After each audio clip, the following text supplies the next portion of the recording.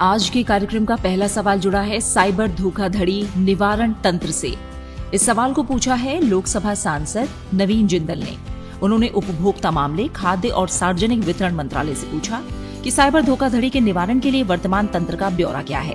क्या सरकार ने राष्ट्रीय उपभोक्ता हेल्पलाइन पर साइबर धोखाधड़ी निवारण तंत्र में सुधार करने के लिए कोई प्रयास किए हैं? अगर हाँ, तो इसका ब्यौरा क्या है? साइबर धोखाधड़ी की बढ़ती शिकायतों से प्रभावी ढंग से निपटने के लिए सरकार ने क्या कदम उठाए हैं? इस सवाल का जवाब उपभोक्ता मामले, खाद्य और सार्वजनिक वितरण राज्य मंत्री BL वर्मा ने दिया।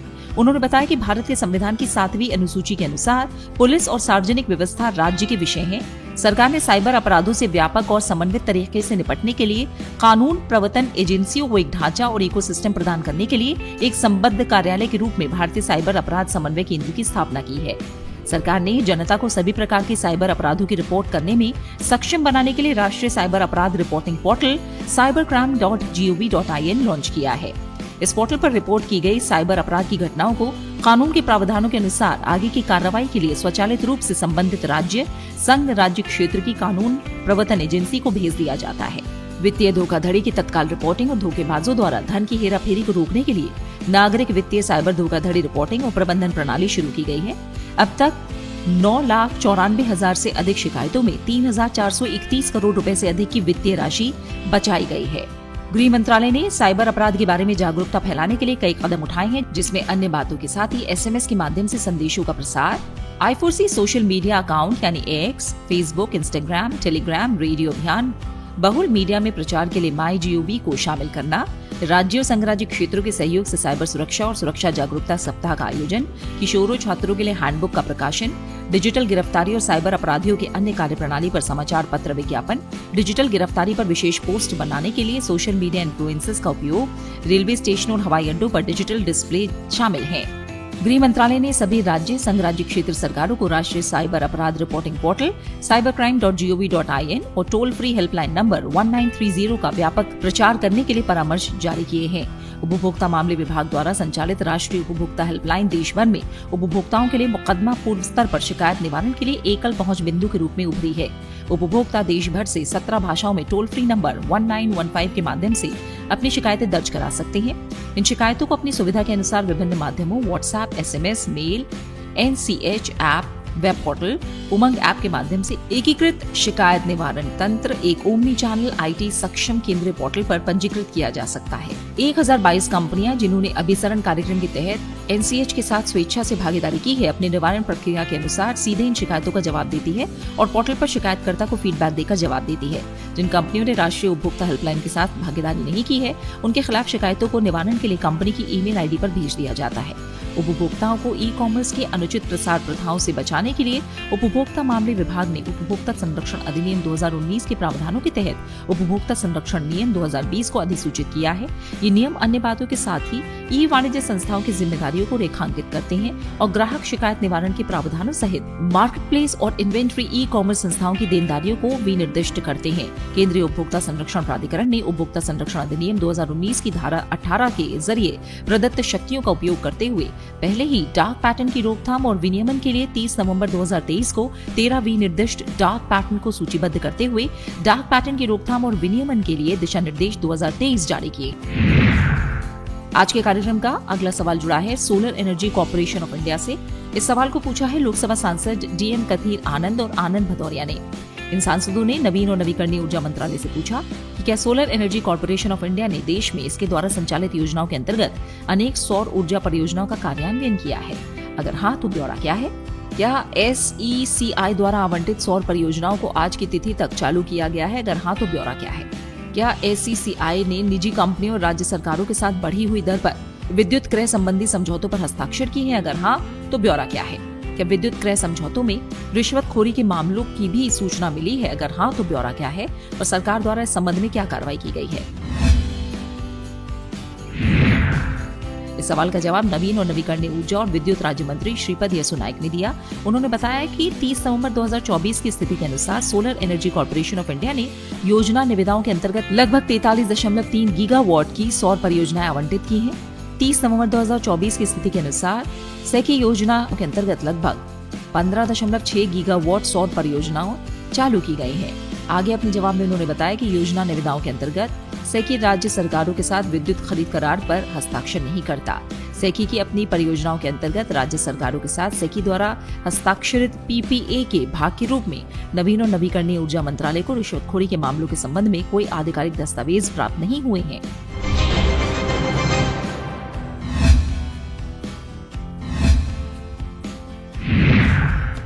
आज के कार्यक्रम का अगला सवाल जुड़ा है B11 संवर्धन सुविधा से। सवाल को पूछा है लोकसभा सांसद डॉक्टर भोला सिंह और आलोक शर्मा ने। उन्होंने परमाणु विभाग से पूछा कि भारत की सेमीकंडक्टर विनिर्माण क्षमताओं को बढ़ाने के लिए B11 संवर्धन सुविधा की स्थापना करने के लिए विशिष्ट उद्देश्य क्या है। इस सुविधा से वैश्विक सेमीकंडक्टर आपूर्ति श्रृंखला में भारत को एक प्रमुख खिलाड़ी के रूप में किस प्रकार स्थापित किए जाने की आशा है। इस सुविधा का लाभ उठाने के लिए निजी उद्योगों और शैक्षणिक संस्थाओं के साथ किए गए सहयोग के प्रयासों के साथ ही रोजगार सृजन के संभावित और इस पहल से प्रत्याशित आर्थिक लाभों का ब्यौरा क्या है। इस सवाल का जवाब दिया प्रधानमंत्री कार्यालय में राज्य मंत्री डॉक्टर जितेंद्र सिंह ने। उन्होंने बताया कि देश में पहली बार B11 आइसोटोप संवर्धन के लिए प्रौद्योगिकी विकास के लिए छोटे पैमाने पर उपलब्ध सुविधा B11 समृद्ध बोरिक एसिड का उत्पादन करती है। B11 समृद्ध बोरिक एसिड B11 समृद्ध BF3 गैस के उत्पादन के लिए कच्ची सामग्री है जो अर्धचालक उद्योग में महत्वपूर्ण भूमिका निभाती है। आवश्यक सहयोगी कार्य के लिए निजी उद्योगों और शैक्षणिक संस्थानों की अभिनिर्धारण के लिए अर्धचालक प्रयोगशाला मोहाली के साथ चर्चा की गई है।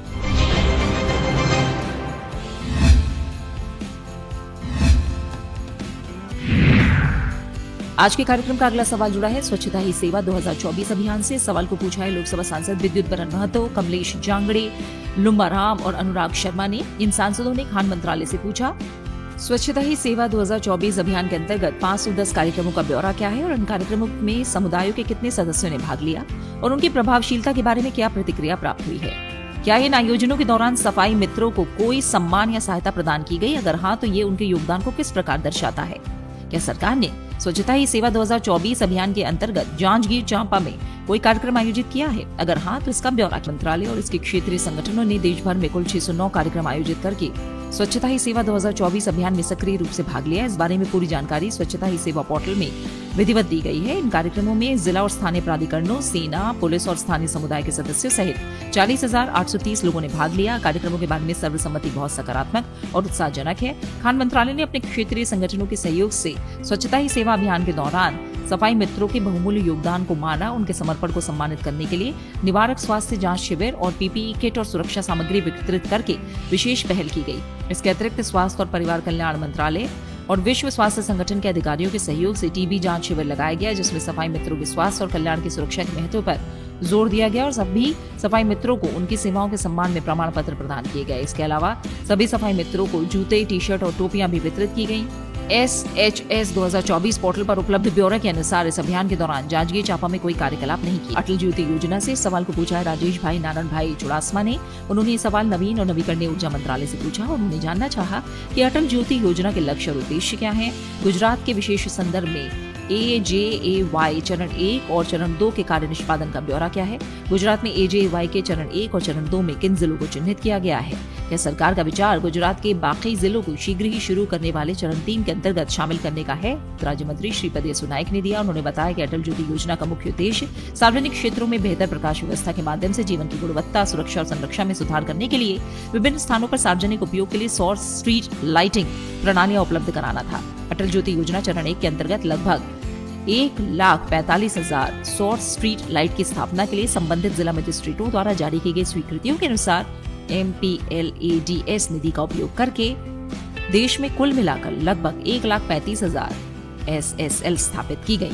इसी प्रकार अजय चरण 2 के अंतर्गत लगभग 1,50,000 SSL के लिए जारी कुल स्वीकृतियों में से देश में कुल मिलाकर लगभग 1,37,000 SSL की स्थापना किए जाने की सूचना प्राप्त हुई। स्वीकृत रूपरेखा के अनुसार गुजरात राज्य को अजय चरण 1 के अंतर्गत शामिल नहीं किया गया था।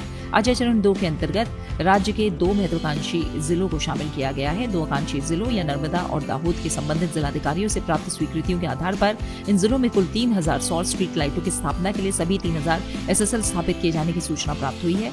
अजय के चरण 3 को शुरू करने का कोई प्रस्ताव नहीं है। आज के कार्यक्रम का अगला सवाल जुड़ा है विश्व की सबसे बड़ी खाद्यान्न भंडारण योजना से। इस सवाल को पूछा है दर्शना सिंह ने। उन्होंने सहकारिता मंत्रालय से पूछा कि क्या सरकार सहकारी क्षेत्र में विश्व की सबसे बड़ी खाद्यान्न भंडारण योजना शुरू करने पर काम कर रही है। अगर हाँ, तो सरकार द्वारा इस योजना के लिए कितनी राशि आवंटित की गई है और इसका ब्यौरा क्या है। क्या सरकार खाद्यान्न भंडारण क्षमता बढ़ाने के लिए भंडागारों का निर्माण करने की योजना बना रही है। अगर हाँ, तो इसके आकार और परिमाण का ब्यौरा क्या है। ये योजना देश में खाद्यान्न की बर्बादी को रोकने और कीमतों को स्थिर रखने में किस प्रकार सहायक होगी।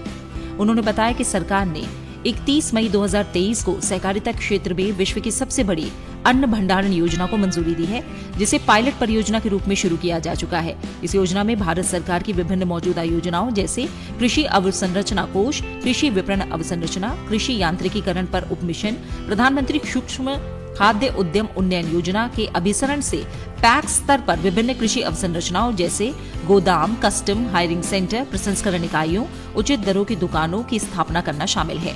इस योजना के अंतर्गत भारत सरकार की विभिन्न मौजूदा योजनाओं जैसे कृषि अवसंरचना निधि, कृषि विपणन अवसंरचना स्कीम के अभिसरण के माध्यम से PACS को सब्सिडी और ब्याज अनुदान दिया जाता है। AIF योजना के तहत 2+5 वर्षों की ऋण चुकौती अवधि के साथ यानी 2 और उसमें 5 और वर्षों की ऋण चुकौती अवधि के साथ 2 करोड़ रुपए तक की परियोजना के लिए 3% ब्याज अनुदान प्रदान किया जाता है। इसके अतिरिक्त AMI योजना के अंतर्गत भंडारण इकाइयों के निर्माण के लिए PACS को 33.33% सब्सिडी प्रदान की जाती है। इसके अलावा AMI योजना के तहत PACS के लिए मार्जिन मनी की आवश्यकता को 20% से घटाकर 10% कर दिया गया है। पूंजी लागत पर भंडारण अवसंरचना के लिए सहायता, जिसमें 4 दीवारी जल निकासी जैसी सहायक अवसंरचनाएं शामिल हैं। अब PACS को सहायक अवसंरचना पर अतिरिक्त सहायता दी जाती है, जो गोदाम घटक की कुल अनुमत सब्सिडी के अधिकतम 1/3 या वास्तविक राशि जो भी कम हो तक सीमित है। सरकार खाद्यान्न भंडारण क्षमता बढ़ाने के लिए पैक स्तर पर 500 टन से 2000 टन की विकेंद्रीकृत भंडारण क्षमता के गोदामों की स्थापना कर रही है। पैक स्तर पर विकेंद्रीकृत भंडारण क्षमता की स्थापना खाद्यान्न की बर्बादी को कम करने, देश की खाद्य सुरक्षा को मजबूत करने, फसलों की मजबूत बिक्री को रोकने और किसानों को अपनी फसलों के लिए बेहतर मूल्य प्राप्त करने में सक्षम बनाने में मदद करता है, क्योंकि पैक्स खरीद केंद्र के साथ ही उचित दर दुकानों के रूप में भी काम कर सकती है। इसलिए खाद्यान्नों को खरीद केंद्रों तक ले जाने और फिर स्टॉक को गोदामों से FPS तक वापस ले जाने में होने वाली लागत को भी बचाया जा सकता है, जिससे देश में कीमतों को स्थिर किया जा सकता है। आज के कार्यक्रम का अगला सवाल जुड़ा है जिला शिक्षा और प्रशिक्षण संस्थानों के उत्कृष्टता केंद्रों से। इस सवाल को पूछा है राज्यसभा सांसद मदन राठौड़ ने। उन्होंने शिक्षा मंत्रालय से जानना चाहा कि क्या सरकार जिला शिक्षा और प्रशिक्षण संस्थानों को उत्कृष्टता केंद्रों के रूप में विकसित कर रही है। अगर हाँ, तो ब्यौरा क्या है। पिछले वित्तीय वर्ष के दौरान कितने जिला शिक्षा और प्रशिक्षण संस्थानों को मंजूरी दी गई है। अगर हाँ, तो स्तरोन्नयन के लिए राज्यों संघ राज्य क्षेत्र को प्रदान की गई धनराशि में राज्य मंत्री जयंत चौधरी ने उन्होंने बताया कि NEP 2020 की सिफारिश के अनुसार सरकार ने देश के प्रत्येक DIET को उत्कृष्टता केंद्र के रूप में परिकल्पित किया है, जिसमें उपयुक्त बुनियादी ढांचा और संसाधन सहायता होगी। निरंतर व्यावसायिक विकास के माध्यम से शिक्षकों को सशक्त बनाने की क्षमता होगी। अनुसंधान, संचालन और साक्ष्य आधारित प्रथाओं का विकास होगा। समावेशी शिक्षा से सहायता होगी। शैक्षिक संस्थानों, सामुदायिक संगठनों, उद्योग के बीच सहयोग को बढ़ावा मिलेगा। BRC, CRC के साथ संस्थागत संबंधों को सुदृढ़ किया जाएगा। स्कूली शिक्षा के सभी स्तरों को कवर करते हुए सेवा पूर्व और सेवाकालीन शिक्षक प्रशिक्षण कार्यक्रम आयोजित किए जाएंगे। सरकार ने वित्त वर्ष 2023-24 से चरणबद्ध तरीके से समग्र शिक्षा की केंद्र पर आयोजित योजना के तहत सभी कार्यात्मक 613 जिला शिक्षा और प्रशिक्षण संस्थानों को उत्कृष्टता केंद्रों के रूप में विकसित करने का निर्णय लिया है। DIET COE कार्यक्रम के तहत DIET के उन्नयन के महत्वपूर्ण घटकों में समग्र शिक्षा के तहत वित्तीय सहायता भी शामिल है। अवसंरचना सुविधाएं, जिनमें शैक्षणिक ब्लॉक, पुस्तकालय ब्लॉक, कंप्यूटर कक्ष, सभागार, कौशल प्रयोगशालाएं, बाल वाटिका, शौचालय और स्वच्छता सुविधाएं होंगी। ICT और प्रौद्योगिकी सुविधाएं, इनमें स्मार्ट कक्षाएं, इंटरनेट सुविधाएं, digital hardware, software, audio video सहायता सामग्री जैसी सुविधाएं होंगी। सुरक्षा और संरक्षा सुविधाएं, इनमें CCTV निगरानी, अग्नि सुरक्षा उपाय, प्राथमिक चिकित्सा सुविधाएं, 4 दीवारी जैसी सुविधाएं होंगी। वहीं अन्य सुविधाओं में फर्नीचर, पेयजल, हरित परिसर, पार्किंग, कैंटीन, सौर पैनल, वर्षा जल संचयन प्रणाली जैसी सुविधाएं होंगी।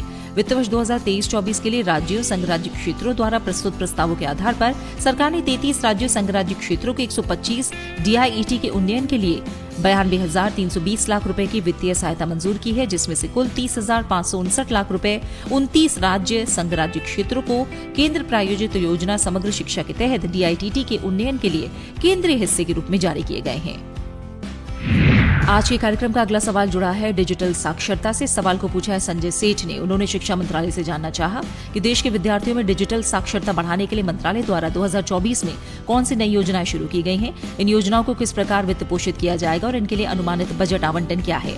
इन पहलों में विद्यार्थियों की भागीदारी के लिए कौन से विशिष्ट लक्ष्य निर्धारित किए गए हैं। मंत्रालय किस प्रकार इन योजनाओं की प्रभावशीलता की निगरानी और मूल्यांकन करेगा।